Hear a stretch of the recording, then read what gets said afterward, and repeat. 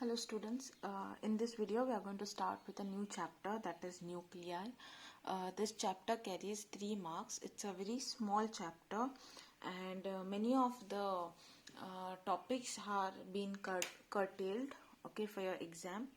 So I won't be giving any notes as such. You have to refer to your textbook, okay, and also refer to your curtailed portion syllabus which I will provide, okay. So let us begin with this chapter. So this chapter is talking about nuclei. So as we know, our atom, it has different subatomic particles.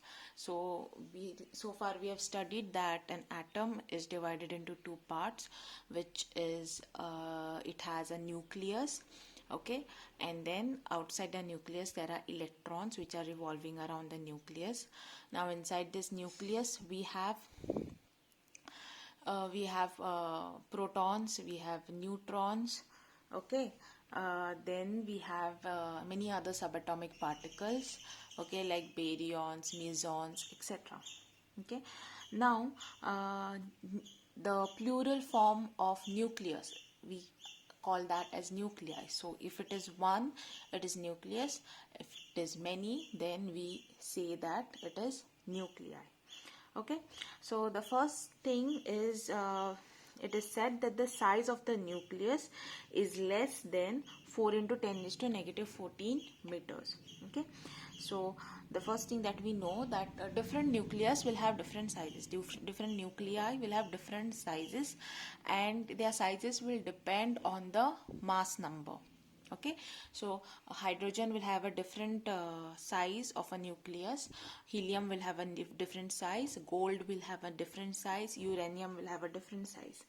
Okay, so there are different elements are going to have different sizes of the nucleus, but it is a known fact that all these nuclei, they are always less than 4 into 10 raised to 14 meters, okay, less than this particular size. Okay, so after that we are going to come across, okay, one important formula.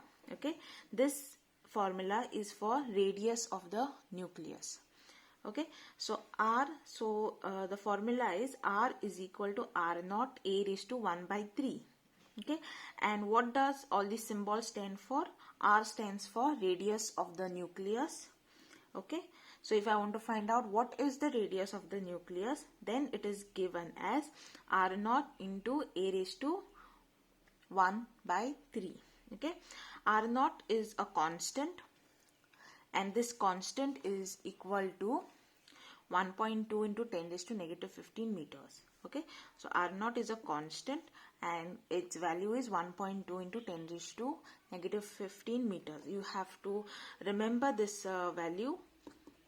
Okay, and A is the mass number, okay, the atomic mass number. A stands for atomic mass number. So if numerical is asked wherein you are told to find out the radius of a particular nuclei, then you have to use this formula, that is R is equal to R naught A raised to 1 by 3, where R is the radius of the nuclei, R naught is the constant, which is 1.2 into 10 raised to negative 15 meters, and A is the atomic mass number. Okay, the next formula is nuclear density. Okay, how dense is the nucleus? So inside the nucleus there are neutrons and protons and other subatomic particle. So if I want to know the density of a nucleus, then there is a simple formula, that is mass upon volume. Okay, this is a simple formula of density, that is mass upon volume. Okay, now the next formula is very important. This is Einstein's mass energy equation. Okay, so this formula was formulated, okay, it was formulated by Albert Einstein, and it is a famous equation, E is equal to mc square. I suppose all of you are familiar with this equation.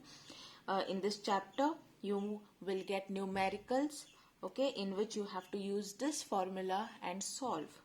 So what is the formula? It is E is equal to mc square, okay, where E stands for energy, m stands for mass, okay, and c stands for speed of light. Now what does this equation tells us? This equation tells us, okay, that energy can be converted into mass, and mass can also be converted into energy. Okay. Now, and how are they related to each other? They are related by the speed of light, c, okay, which is 3 into 10 raised to 8 meters per second. So all the matter particles, okay, all the matter which we are surrounded by, they are made up of energy, okay, and energy can also be converted into mass, okay, but this conversion, it takes a lot of effort, it takes a lot of what do you call it, it takes a lot of power and a lot of energy.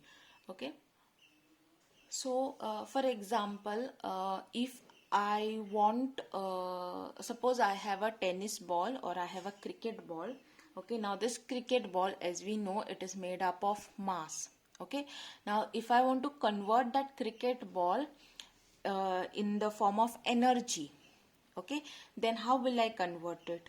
I can convert this cricket ball in terms of from mass to energy only if that cricket ball starts to travel or starts to move at the speed of light.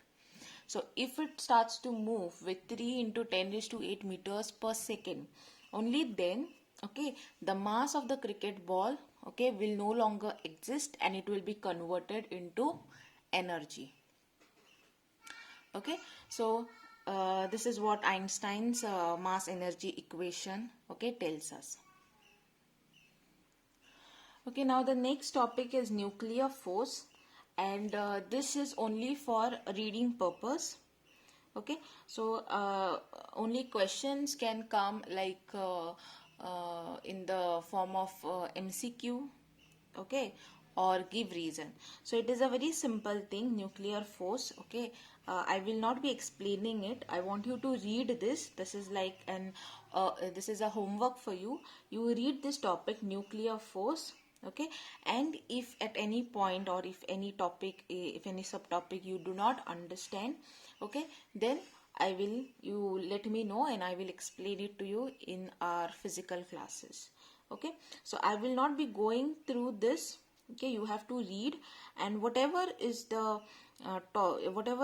concept that you do not understand and you need explanation for, okay, I will explain that particular topic in the class.